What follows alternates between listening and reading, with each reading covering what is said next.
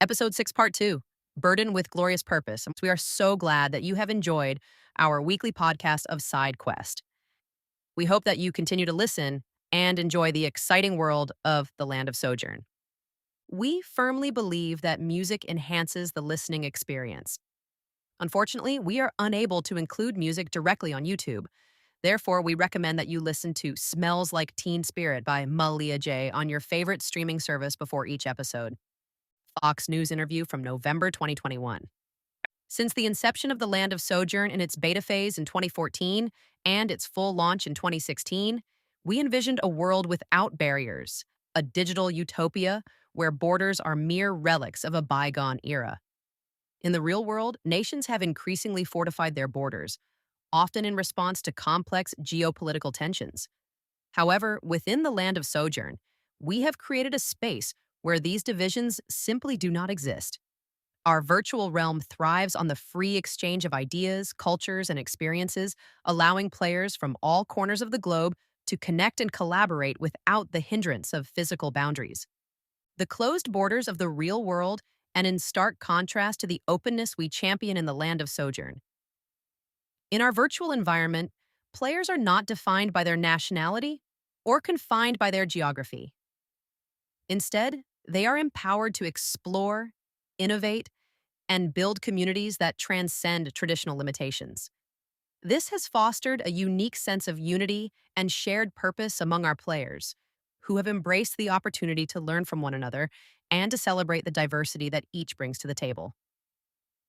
As we continue to develop and expand the Land of Sojourn, our commitment to maintaining open borders remains steadfast. We believe that the virtual world can serve as a powerful example of what is possible when barriers are removed and people are free to engage with one another on a truly global scale. It is our hope that the spirit of openness and collaboration we have cultivated in the Land of Sojourn will inspire similar efforts beyond the digital realm, encouraging a more connected and harmonious world. Fox News interview with Nathaniel Rhodes, co-creator of the Land of Sojourn. Welcome to Episode 6, Part 2, Burdened with Glorious Purpose. The Emperor Knight sat regally upon a colossal throne crafted from glistening obsidian, its polished surface reflecting the ambient light in a dazzling display. The throne itself was a masterpiece, adorned with intricate carvings that depicted scenes of conquest and power, a fitting seat for such a formidable ruler. The Emperor's armor was a breathtaking fusion of purple, silver, and gold, each hue meticulously woven together to create an ensemble that exuded both elegance and authority.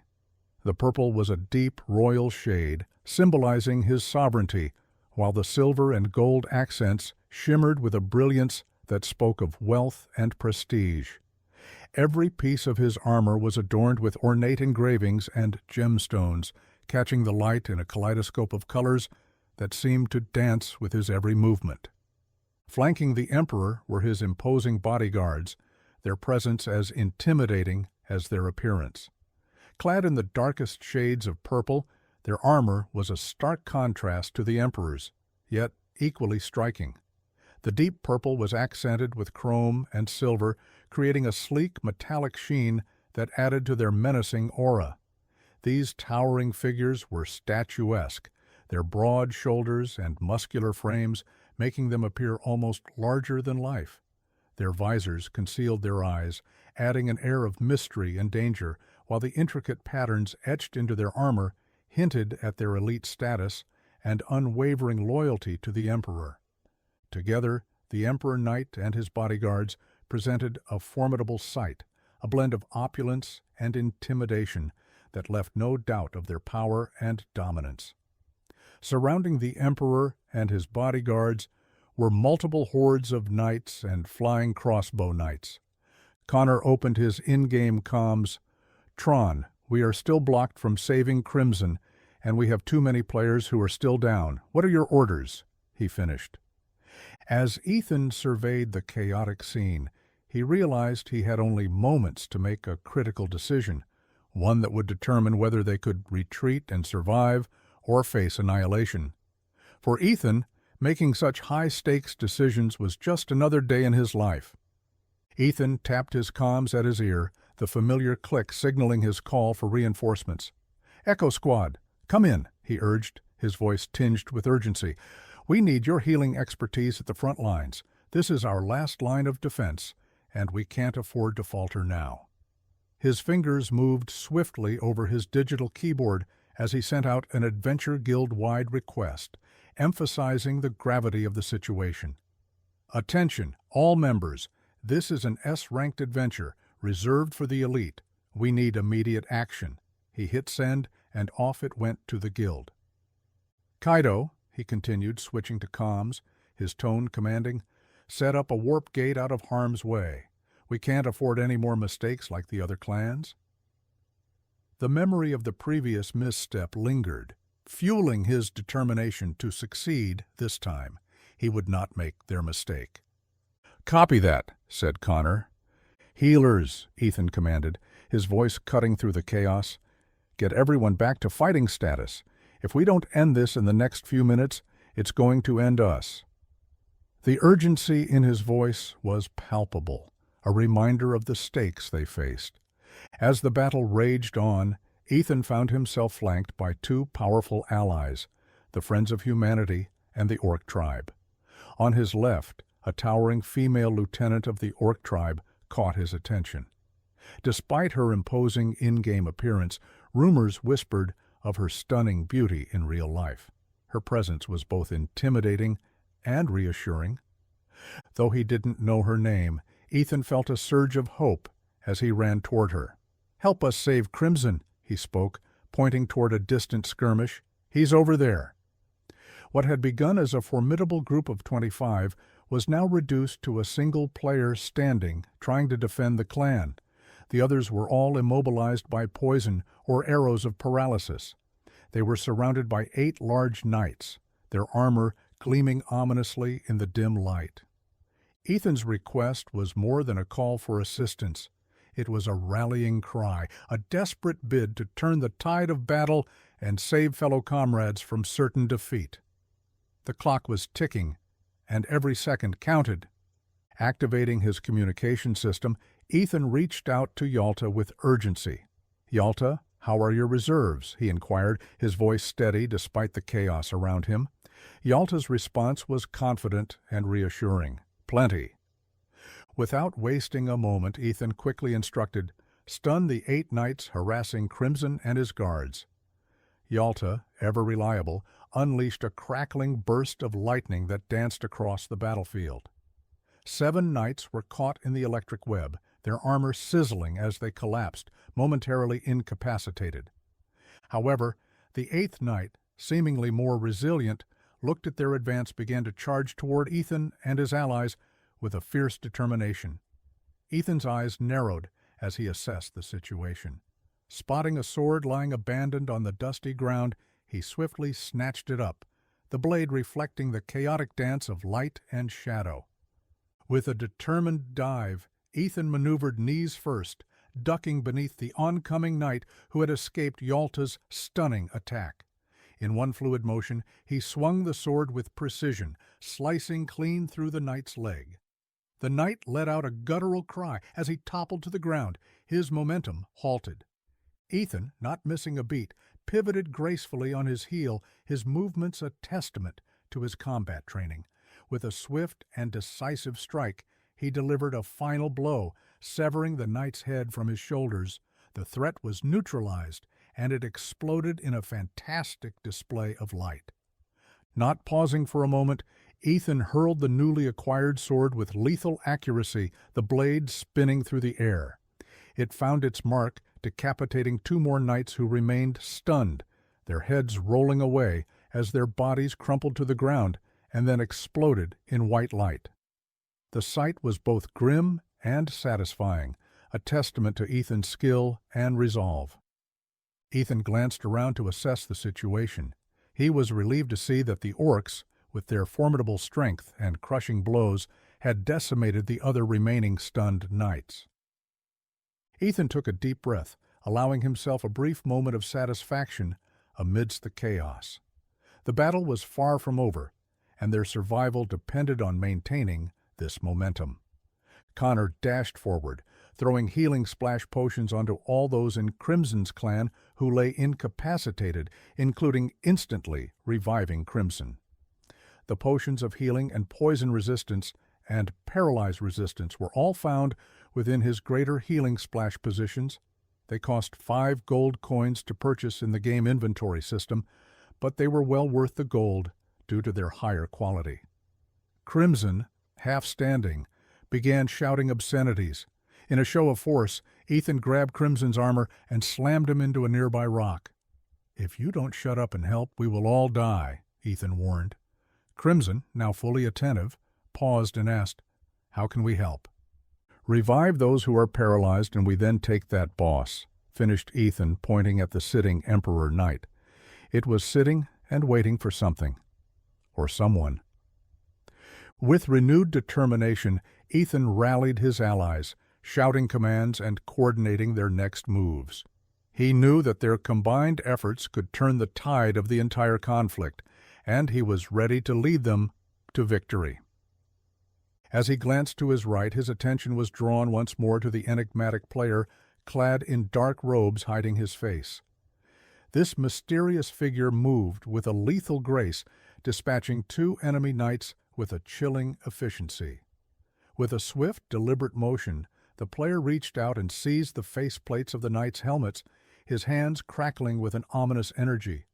The air around them seemed to hum with power, as arcs of electricity pulsed through the knights, surging with a fierce intensity. The heads shattered in a brilliant display of unknown energy. The sight was both mesmerizing and terrifying, a display of raw power that left a lasting impression. It was reminiscent of the way Scar from Full Metal Alchemist would dispatch his foes with a single, devastating touch. An execution both swift and merciless, thought Ethan. As the knights convulsed under the onslaught, their armor sparking and smoking, the player in dark armor remained composed, his focus unwavering. The knights' struggles were brief, their forms soon collapsing into lifeless heaps, the energy having done its work with ruthless precision, and they fully exploded into light particles. As Ethan surveyed the battlefield, it became clear that approximately too many enemy knights sat with the Emperor, each exuding a menacing aura. He saw countless battles happening all around him, occupying various members of his squads and other clans. It was good to see that the clans were actually fighting together, unlike the scene that unfolded when Lost Souls first appeared. Ethan looked around, waiting to be surprised, but instead was confused. More enemy knights did not spawn in yet. The ground was still littered with too many fallen, paralyzed heroes, casualties of the relentless aerial assault that had only recently been neutralized. The air support, once a formidable threat, had been successfully grounded, but the danger was far from over. The elite bodyguards of the Emperor possessed the ability to fly, adding an unpredictable element to the already tense situation. Their presence was a constant reminder of the looming threat overhead. The Mythic-level weapon, capable of unleashing devastating destruction, could reappear at any moment, turning the tide of battle in an instant, and that hung in Ethan's thoughts. Ethan's mind raced as he considered their next move. He knew they had to act swiftly and decisively to prevent the Emperor's forces from regrouping and launching another assault. The stakes were higher than ever, and any misstep could lead to catastrophic consequences for his team. Calling upon his strategic acumen, Ethan began to formulate a plan. He signaled for his allies to regroup, emphasizing the importance of maintaining formation and staying vigilant. They needed to anticipate the knights' aerial maneuvers and counter them effectively to minimize casualties. As he rallied his companions, Ethan felt the weight of leadership pressing down on him, yet he also felt a surge of determination. This was their moment to stand united against overwhelming odds, to fight not just for survival, but for victory. With a steely resolve, Ethan prepared to lead his team into the next phase of battle, knowing that their courage and unity would be their greatest weapons against the Emperor's formidable forces. Ethan realized that sometimes a bold and unexpected move could turn the tide of battle. With a spark of inspiration, he decided that a seemingly reckless action might actually work to their advantage. He called upon his trusted group, Heavy Squad, known for their formidable magical prowess. "Unleash hell right in the middle of where the Emperor sits," he commanded, a mischievous grin spreading across his face. The idea was audacious, and he couldn't help but chuckle at the thought of the chaos it might cause. Reaching out to Diego, the leader of the Heavy Squad, Ethan instructed him to have his team unleash their full mana reserves directly at the Emperor. The air crackled with energy as the Heavy Squad began their onslaught, casting a barrage of spells: fire, lightning, wind, ice, earth, and explosions of every kind. The sky lit up with a dazzling display of magical fury, each spell converging on the Emperor's position with relentless force. Ethan knew that the Emperor himself might withstand the attack, but the goal was to eliminate everything around him. The combined forces of nature, unleashed in a spectacular display, created a maelstrom of destruction that was both awe-inspiring and terrifying to behold. The ground shook, and the air was filled with the roar of elemental chaos from almost every recovered player in their proximity. As the dust began to settle, Ethan surveyed the aftermath of the magical assault. The destruction was immense, with numerous NPC enemies obliterated in the onslaught. However, amidst the devastation, the Emperor sat unharmed, shielded by a magnificent golden barrier that still had a deep golden glow. Surrounding him were his 8 attendant bodyguards and the elite heavy troopers, all protected within the shimmering dome of energy. Despite the Emperor's survival, Ethan felt a surge of satisfaction. The attack had succeeded in thinning the ranks of their enemies, creating an opening for his team to exploit. He knew they had to act quickly to capitalize on this opportunity. Ethan's voice rang out across the battlefield, a rallying cry that cut through the chaos. "Who has access to frost magic?" he asked authoritatively, ensuring his command was clear and specific. He watched with admiration as Crimson and the other leaders swiftly relayed the message to their respective clan members, their efficiency and urgency a testament to their experience and dedication. There was still so much chaos on the field of battle, too many players left paralyzed, waiting to be healed, and not enough cohesive leadership. It was apparent the previous lack of coordination and leadership meant they did not see this coming, nor expected this stiff resistance. Rookie mistakes, though Ethan, as he looked at what he guessed, were most of the leaders from the other clans still screaming for help to be revived, and no longer paralyzed. Ethan needed to make sure that the clans would listen and follow him. The best way to do this was to keep winning. Among the assembled players, only 7 possessed the ability to wield strong enough frost magic. Ethan quickly instructed them to target the remaining knights, emphasizing the need for immediate action. "Slow them down before it's too late," he urged, knowing that even a momentary delay could turn the tide in their favor. With the frost mages or other players engaged, Ethan turned his attention to the rest of his forces. He called out to those equipped with long-range weapons, particularly those with explosive capabilities. "Focus your attacks on the knights as they charge," he commanded, understanding that concentrated firepower could break the enemy's momentum and inflict significant damage. Ethan then reached out to Connor, his trusted ally, and instructed him to rally the troops stationed at the rear. "Ensure everyone is healed and ready to push forward," he said, his voice steady and resolute. "We need overwhelming support if we're going to win this. Make sure Mateo is ready."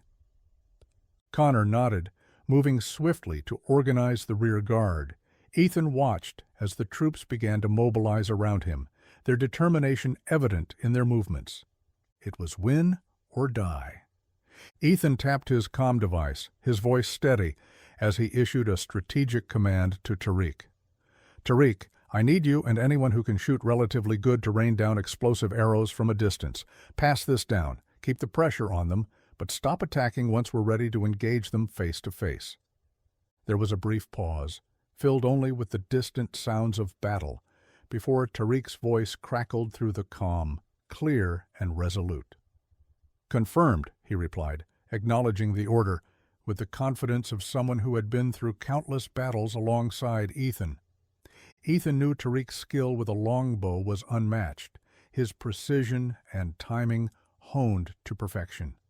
From his vantage point, Tariq would be able to unleash a barrage of explosive arrows, each one expertly aimed to sow chaos and confusion among their enemies. Ethan was not so sure about everyone else, though. The arrows would streak through the air, leaving trails of smoke and light before detonating with powerful blasts, disorienting the opposing forces and creating an opening for Ethan and his team to advance. The plan was set, and Ethan felt a surge of determination. With Tariq providing cover from afar, they would have the perfect opportunity to close the distance and confront their foes head-on. It was a risky maneuver, but with their combined skills and teamwork, Ethan was confident they could turn the tide of battle in their favor. He hoped the long-distance attack would soften the troops in time for their frontal assault. He also hoped that no arrow would go rogue and hit their squads as they advanced on the enemy knights. The battlefield was a cacophony of noise and movement, but amidst the chaos, Ethan's leadership shone through, guiding his team toward a decisive confrontation with the Emperor's forces. Ethan watched with satisfaction as the mages and other players skilled in frost magic unleashed their powers, targeting the knights with precision. The battlefield became a frozen tableau, with many of the enemy knights immobilized or severely hindered in their movements. It was a crucial advantage, one that Ethan knew they had to capitalize on swiftly. Raising his sword high above his head, Ethan let out a thunderous battle cry. "Fight them 2 against 1, he said with a slight pause, followed by a forceful, "Attack!" His voice echoed across the entranceway, rallying his allies to charge forward. With adrenaline coursing through his veins, he sprinted into the fray, uncertain whether his bold move was strategic brilliance or reckless folly. Despite their progress, Ethan and his teams have yet to breach the citadel itself. They found themselves nearing the main entranceway, having successfully penetrated the outer wall. Before them stood a grand throne, an imposing symbol of the Emperor's power, flanked by a massive door that likely led deeper into the fortress. As Ethan charged forward, the battlefield erupted into a symphony of chaos and destruction. The air was thick with the sound of explosions, each one a testament to Tariq's deadly accuracy. Arrows tipped with explosive magic rained down from above, their fiery trails illuminating the sky before detonating with thunderous force. The blasts sent shock waves through the enemy ranks, scattering soldiers and creating a maelstrom of confusion. Ethan paused as a friendly explosive arrow landed way too close to their own troops, and the explosion sent an orc, still holding his 2 cleavers, flying in his direction. Ethan caught the friendly, which hit him in his chest, sending his character sliding on his feet backwards. "You okay?" asked Ethan, and he was met with a "hell yes" by the orc, and they both continued running forward. Ahead, the head knights, a cadre of elite warriors renowned for their combat prowess, were already advancing to intercept him. These formidable adversaries moved with precision and discipline, their armor gleaming ominously in the flickering light. Yet even they were not immune to the onslaught. Ethan watched as one head knight, sword raised defiantly, was caught in the path of multiple explosive arrows. The resulting explosion tore through his armor, sending shards of metal and debris flying in all directions. The knight was obliterated in a violent burst, a testament to the devastating power of their assault. Ethan's keen eyes scanned the battlefield, noting the confirmed hits and casualties from a distance. Shrapnel and fragments of steel filled the air, mingling with the dust and debris from the very ground that had been torn asunder by the relentless barrage. It was a scene of utter devastation, the enemy ranks thrown into disarray by the precision strikes.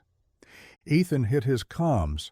"About time they got a taste of their own medicine," he said, as he looked out into the distance.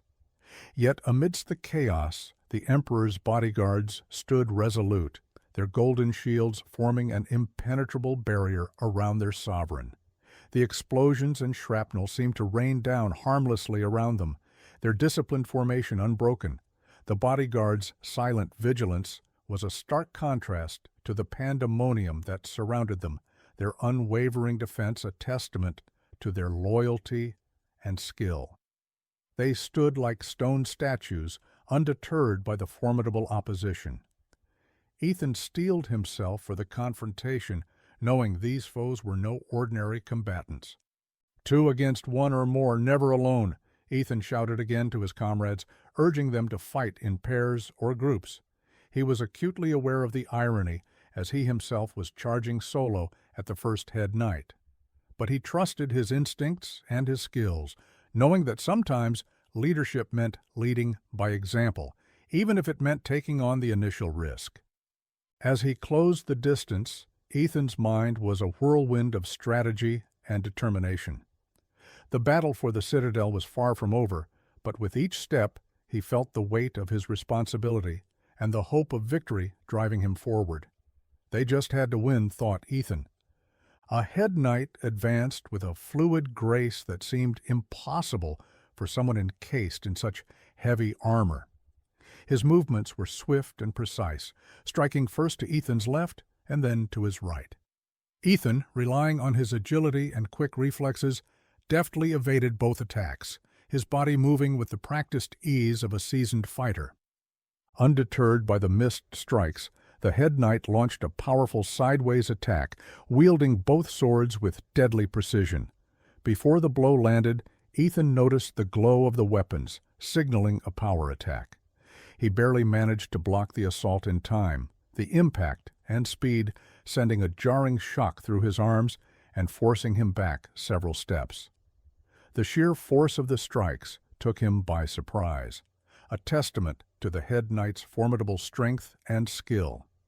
The knight then slammed into him, knocking him down to one knee. Desperately, Ethan raised his blade to block the next assault. Seeing Ethan momentarily on the defensive, an orc ally rushed to assist, his eyes filled with determination. However, the head knight, moving with astonishing speed and agility, quickly turned his attention to the new threat. In a flurry of expertly executed blows, he disarmed the orc, sending the blades clattering to the ground with a metallic clatter. Realizing the imminent danger, Ethan dove forward, pulling the orc to the ground just in time to save him from a swift decapitation. The orc's face was a mask of shock, clearly taken aback by the ferocity of their enemy. Desperate to retrieve his weapons, the orc scrambled across the battlefield, his heart pounding in his chest. But the head knight was relentless, striking from above with merciless precision. Just as the orc's fingers closed around the handles of his cleavers, the knight brought his sword down with deadly intent. The tips of the sword stabbed into the orc, who managed to position his cleavers to absorb the initial blows. The orc's screams echoed through the chaos, each stab driving deeper until his cleavers shattered under the relentless assault. Ethan watched in horror as the head knight's swords glowed a brilliant gold, signaling another special attack. The blades exploded downward, stabbing through the orc and sending a shock wave of power that shattered the ground beneath them. The orc's screams were cut short as the blades cut into him, leaving him motionless. Consumed by the flames of battle, his body erupted in a burst of purple flame, leaving nothing but ashes in its wake. Before Ethan could regain his footing, Crimson, his current but reluctant ally, charged into the fray. With a mighty roar, Crimson thrust his enormous blade forward, driving it straight into the head knight's chest. The sword pierced through with a sickening crunch, its tip emerging from the knight's back. For a moment it seemed as though the attack had no effect. the head knight standing defiantly with the sword embedded in his torso, his faceplate burning with an unyielding resolve. But then, before either Ethan or Crimson could react further, a brilliant flash of lightning arced through the air. The bolt struck Crimson's sword, channeling a surge of electricity into the knight's body. The effect was immediate and devastating. The head knight's armor crackled and sparked as the electricity coursed through him, overwhelming his defenses. Yalta had once again come to help. The head knight fell to his knees, his body convulsing in agony, as the electrical current wreaked havoc within. His once imposing figure was reduced to a writhing, helpless form, the power of the lightning, leaving him incapacitated. Ethan and Crimson exchanged a quick glance, a silent acknowledgment of their unexpected victory. The combination of their efforts and the fortuitous lightning strike had turned the tide in their favor. Without pausing to think, Ethan seized the opportunity to ensure the head knight was truly defeated. He rushed forward and, with all his might, delivered a powerful kick to the knight's chest, sending him sprawling onto the ground. With a swift and decisive motion, Ethan stomped down on the knight's head, causing the enemy combatant to depixelate and vanish from the battlefield. The sight of the head knight disintegrating into pixels was a satisfying confirmation of their success. The fight for the Citadel continued, and Ethan was determined to lead his team to ultimate victory. The battle raged on around them, and they needed to press forward, using this momentum to push deeper into the Citadel door and confront the Emperor's forces. Another head knight came towering at them, but Crimson picked up the hilts of the fallen orc's blades. They were remnants of the powerful weapons, and he began to channel energy into his right arm. He screamed, "Enhance throw," as both broken blades went clean through the knight, shattering its armor and causing it to pixelate and despawn. Before Ethan could press his advantage or congratulate Crimson, despite his misgiving about him, a massive bodyguard barreled into him with the force of a freight train.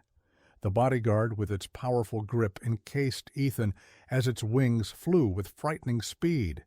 The impact lifted Ethan off his feet, and he found himself airborne, grappling for control as they both went flying. His fingers slipped from the hilt of his sword, sending it clattering to the ground below as the bodyguard propelled them together through the air. Nana watched in horror as one Emperor guard, at the behest of the Emperor, made a calculated move to eliminate their key leader. In a split-second decision, she activated her alteration magic, selecting the spell Pull to counter their advance. Focusing all her energy, she directed her magic toward the bodyguard, who just collided against Ethan, in an effort to pull them both backwards to the fight. Nana, with her hands outstretched, attempting to draw them both toward her with an invisible force, her face contorted with effort as she screamed, using every ounce of her power to keep them from slipping away. The guard looked back at her as he increased his speed, causing the strain on Nana to also increase. Ethan struggled to get free. "Ugh," Nana grunted, her voice strained under the weight of her task. She was holding them steadier now, but the effort was immense, and her grip was tenuous at best. "Come back here, you piece of crap," she said out loud. This Emperor bodyguard was just so strong, she thought. Just then, a knight, seizing the opportunity, struck her brutally across the face with a mace. The impact was jarring, and Nana's concentration shattered like glass. She fell to her knees, momentarily stunned and disoriented. Her magical grip faltered, and she could no longer hold Ethan and the elite Emperor bodyguard in place. The bodyguard quickly began to continue to fly away, the pull of her magic weakening with each passing second. Panic surged through her as she realized the precariousness of their situation. The knight followed with another attack as it raised its mace for another hit. Connor, witnessing the knight's attack on Nana, sprang into action. With determined strides, he rushed to her aid, his presence a beacon of hope amidst the chaos. He grabbed a fallen knight's shield and slid forward, protected Nana from repeated blows just in time. Each powerful blow caused small cracks to appear like broken glass. "I am ready," said Nana, as Connor moved the shield away from them. Nana, with a bloodied face, used telekinesis, grabbing the knight up into the air with her hand motions. She put her hands together, and moving her hands in an outward motion, the knight tore it in half. It disintegrated into pixels above them as the heavy mace landed below. "Good riddance, you freak," she spit out. She and Connor looked to their right and saw Ethan playing away in the distance. Ethan and the elite guard soared over the chaotic melee, Ethan's view a blur of clashing weapons and surging warriors. They passed over the heads of allies and foes alike, the bodyguard's momentum carrying them beyond the main throng of combatants. As they cleared the crowd, Ethan caught a fleeting glimpse of the paralyzed figures strewn across the ground, victims of earlier skirmishes, caught in the crossfire and rendered immobile. He also saw healers alike moving forward in a mad effort to win the battle. Their flight ended abruptly as the bodyguard slammed Ethan into the outer wall of the citadel. The wall exploded from the great impact. The sudden stop was jarring, knocking the wind from Ethan's lungs and sending a shock wave of pain through his body. The bodyguard, unable to maintain its grip, tumbled to the ground a few feet away, also momentarily stunned by the collision. Ethan lay there for a moment, dazed and disoriented, the world spinning around him. But he knew he couldn't afford to stay down for long. The battle raged on, and every second counted.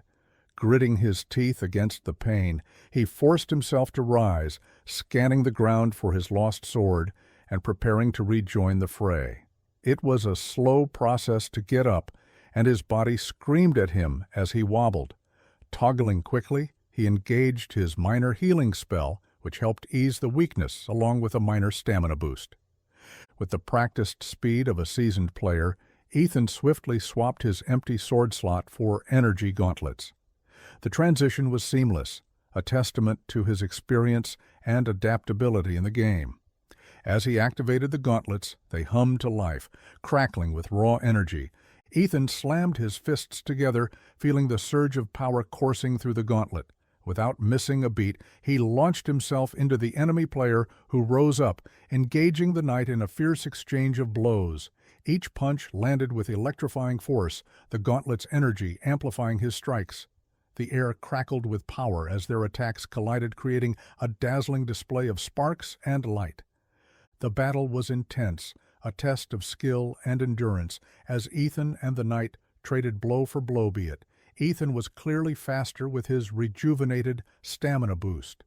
But Ethan's determination and the enhanced strength of his gauntlets also gave him the edge he needed to press the attack. The bodyguard finally started to fight back as he struck Ethan in the stomach and slammed his back with a two-fisted hit. This stunned Ethan long enough for the bodyguard to seize him, hurling him with incredible force a good 20 feet away from their skirmish. Ethan hit the ground hard, the impact driving the air from his digital lungs and leaving him again momentarily stunned. As he gasped for breath, he was struck by the realization that even in this virtual world, the sensation of losing one's breath felt all too real. The elite bodyguard strode over to him with a menacing calm, slowly lifting Ethan effortlessly by the neck.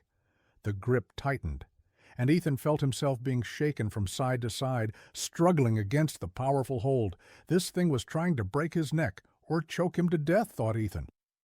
Suddenly, a brilliant beam of energy tore through the bodyguard's left shoulder, causing him to drop Ethan abruptly. Through the haze, Ethan heard Tariq's voice crackle through his comm. On your left, Tariq had executed an incredible shot, firing some sort of energy arrow from over 1,000 meters away to strike the bodyguard with pinpoint accuracy. Ethan, still dazed, scrambled to his feet. He activated a quick auto-heal feature, knowing that brute force alone wouldn't be enough to defeat this formidable foe.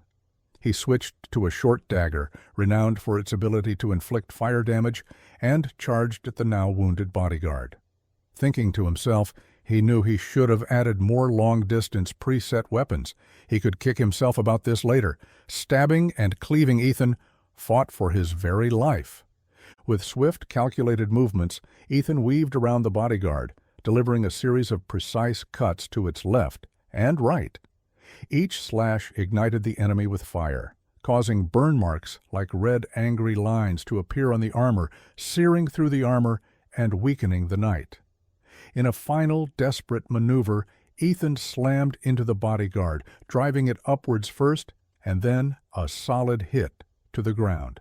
He slashed, and with a calculated maneuver dropped the dagger to pick it up with his left hand. With a determined thrust, he plunged the dagger into the creature's faceplate, igniting it and causing it to de-res in a blaze of virtual flames.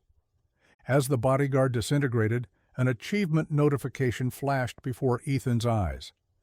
You have achieved the road to freedom.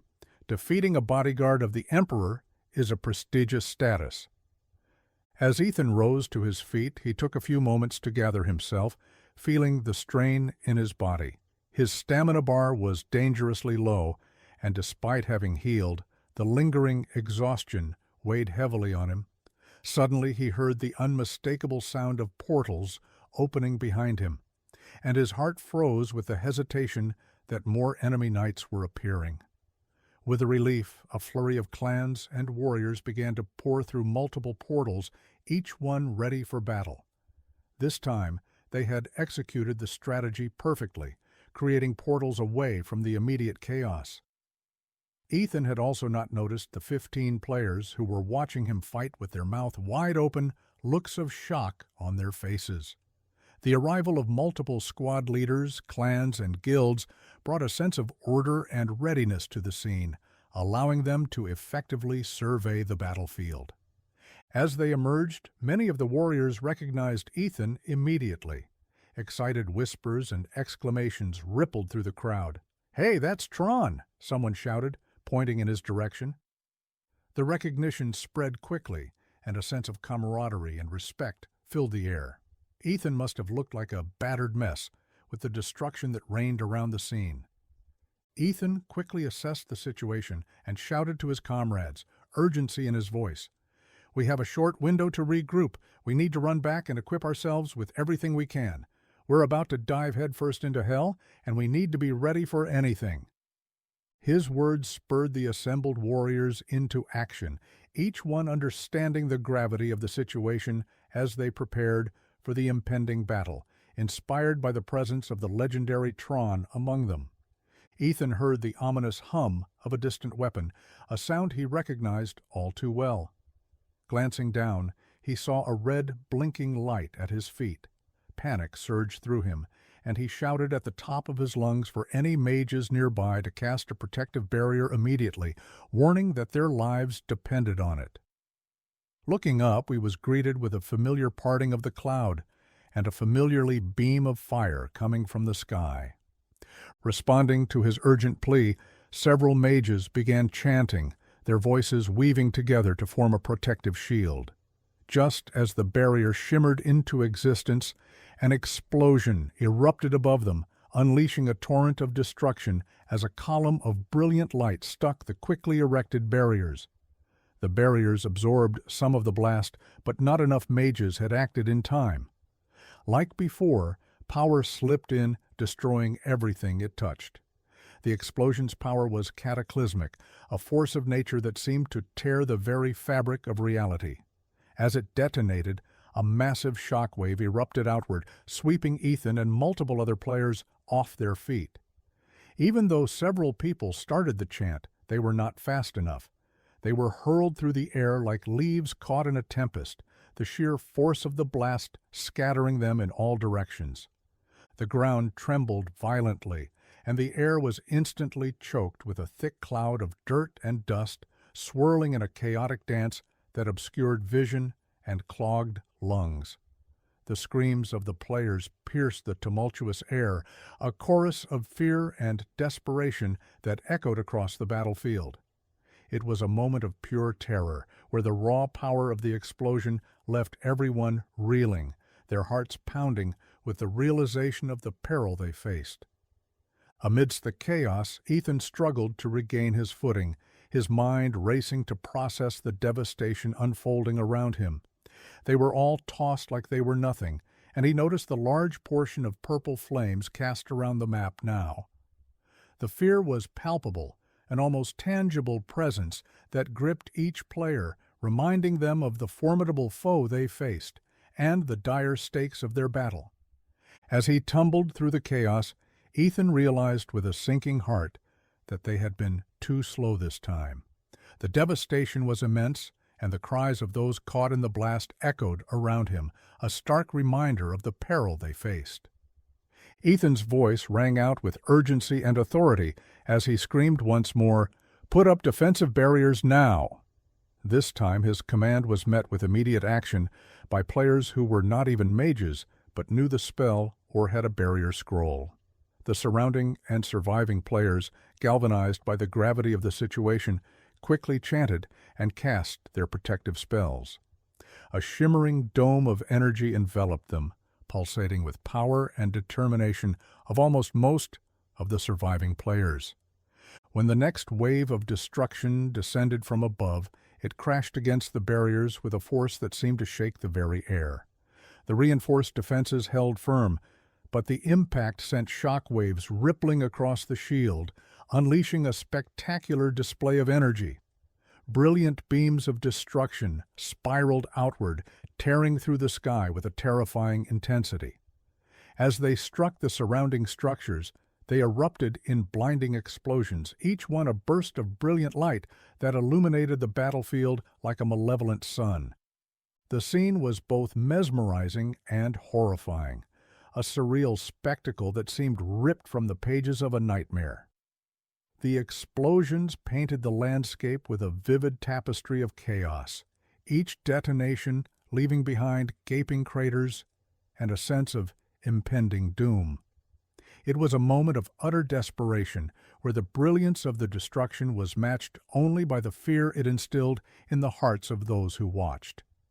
Every player stood frozen, their eyes wide with shock and awe, as if caught in the throes of a waking dream.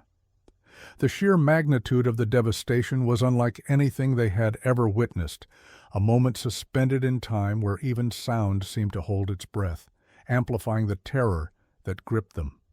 Yet, amidst the petrified crowd, one player remained unfazed, their resolve unshaken by the chaos unfolding around them. This lone figure stood as a beacon of determination, ready to face whatever challenges lay ahead, a testament to the strength of the human spirit in the face of overwhelming fear. All of the clan leaders and guild representatives rushed to Ethan, shouting for all to hear, "We have a boss with a mythic weapon." Ethan, seizing the brief respite, shouted to his comrades, "Hurry and heal those who have survived." His eyes were fixed on the distant battle, where the threat loomed ever closer. "We have mere moments before he attacks again," someone screamed, their voice tinged with desperation. "Help us! What is happening?" Ethan turned to them, his expression resolute and unwavering. "The Emperor," he replied, his voice steady and brimming with determination. "He wields a mythic-level weapon, and we don't have much time before it resets. Historically, he's only had 2 shots at his disposal, up to this point." The name hung in the air like a dark omen, a reminder of the formidable foe they faced. With renewed resolve, the players rallied together, knowing that the fight ahead would test their strength and unity like never before. "Who is the Emperor?" one of the players shouted, panic evident in their voice. "How is he doing this?" another player cried out, bewildered by the chaos. Multiple players were screaming, their voices a cacophony of fear and confusion. "Where is Jeffrey? Where is Mark?" someone else yelled, searching desperately for their friends amidst the turmoil. At least 25 or 30 purple flames flickered ominously across the battlefield, remnants of the Emperor's devastating first attack. Ethan, his voice booming above the chaos, commanded the attention of everyone around him. "The weapon that just hit us has a cooldown," he shouted, urgency threading his words. "He can only fire 2 shots. Heal the wounded and follow me." With that, Ethan sprinted back into the heart of the battlefield, determination fueling his every step. The clan leaders and guild members executed Ethan's commands without hesitancy, knowing the stakes were high. As Ethan charged forward, he met up with Matteo in the middle of the fray. They exchanged a warrior's handshake, a brief moment of camaraderie amidst the chaos. "All done. What's next?" Matteo asked, his eyes filled with resolve.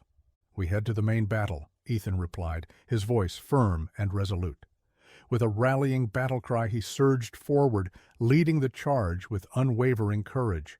The players around him drew strength from his leadership, ready to face the challenges that lay ahead with renewed determination.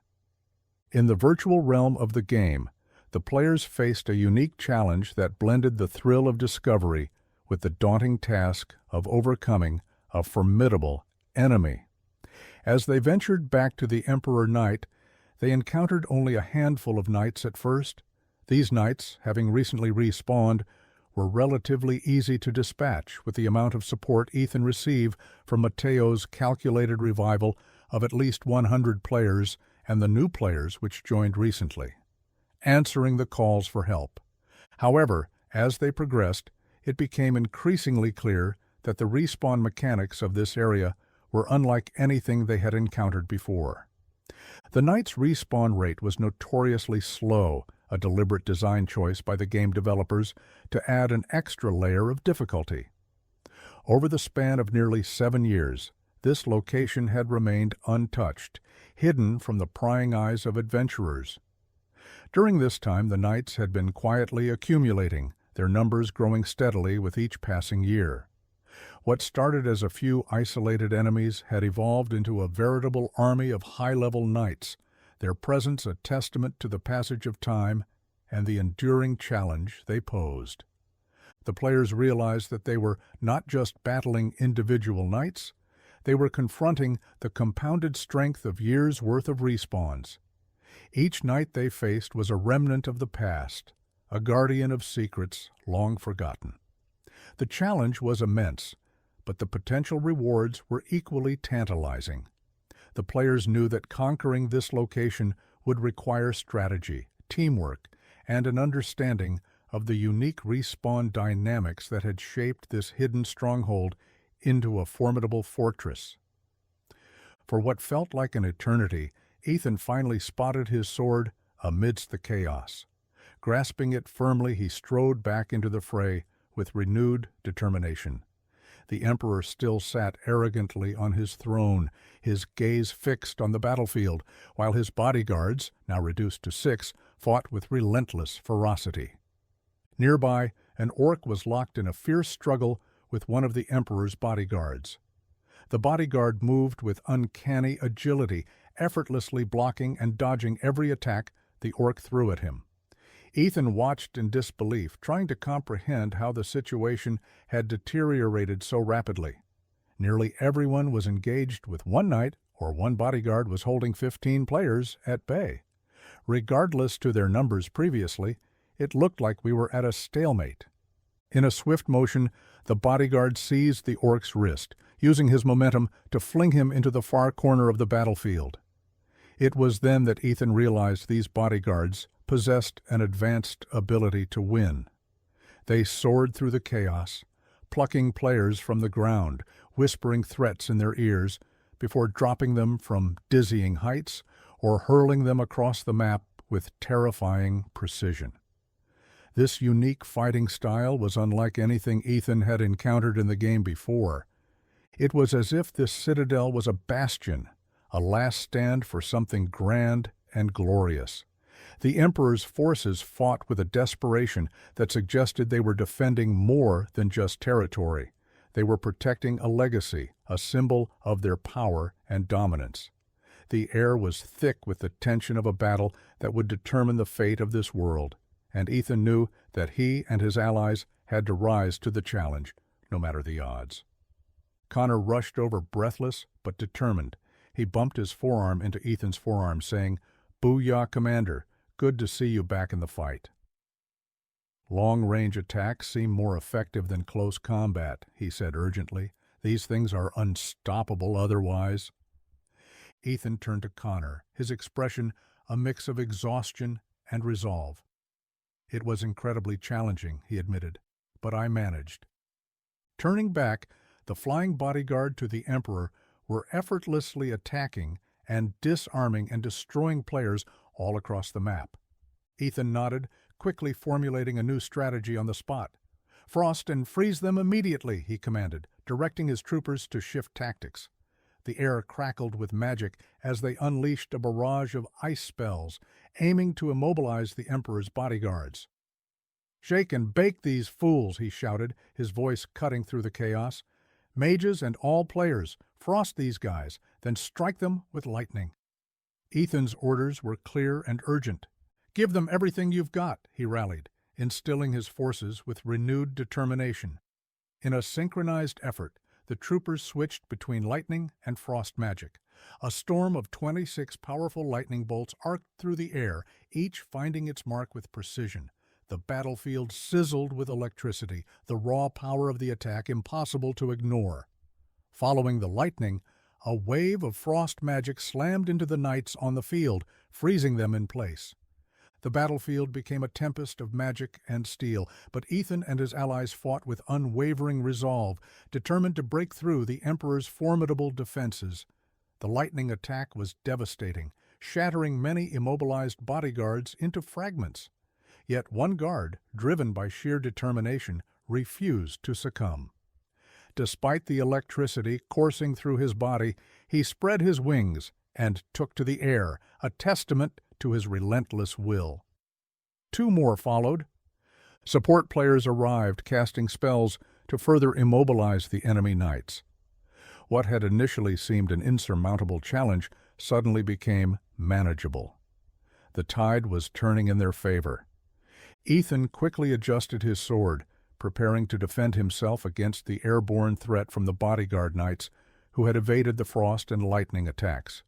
Their speed was formidable, but it was no match for the overwhelming numbers now present. Over 300 to 400 players had joined the fray, their combined efforts plucking the bodyguards from the sky with relentless frost and lightning assaults. But one last guard barreled toward Ethan. Before Ethan could fully brace for the impending clash, one of his soldiers acted swiftly. With impeccable timing, they cast a spell to enhance their aim and launched an arrow or axe at the soaring bodyguard. The projectile flew true, striking the guard mid-flight and shattering him into pixels just moments before he could reach Ethan.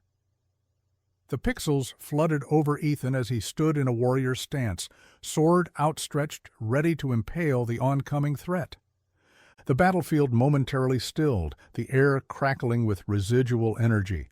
Ethan and his allies took a brief moment to regroup, their victory hard won, but the fight far from over. With renewed vigor, they prepared to press on, knowing that the battle was still unfolding and more challenges lay ahead. "Wow, those knights really hate you," said Connor. Ethan could not help but chuckle at that joke. Horns blared nearby as the enemy's health bars ignited in a fiery display, signaling the perilous battle that lay ahead. The Emperor, towering and imposing, placed his orb staff on accompanying table. Addressing the crowd with a booming, mechanical voice, "You will all fall." Whether driven by PTSD or concern for his comrades, Ethan quickly fought the urge to call his group to erect another barrier. The colossal Emperor strode forward, retrieving a shield and a sword, both glowing with ominous energy from the floor. Despite facing what must have been 400 players, Ethan still found the odds unsettling. The sheer power of the Emperor was daunting, and Ethan knew that victory would demand every ounce of skill and courage they could muster. Had it not been for Ethan's swift response to the attack, all of the players would have died. Their flames would have sat glistening in the sun, and no one would have been able to save them for at least 180 days. The realization that the real thought was just starting set into everyone as the Emperor stood in a fighting stance. In a somewhat comical end, the towering Emperor quickly said, "Today is a good day to die." Stay tuned for Part 3, the finale of Burden with Glorious Purpose.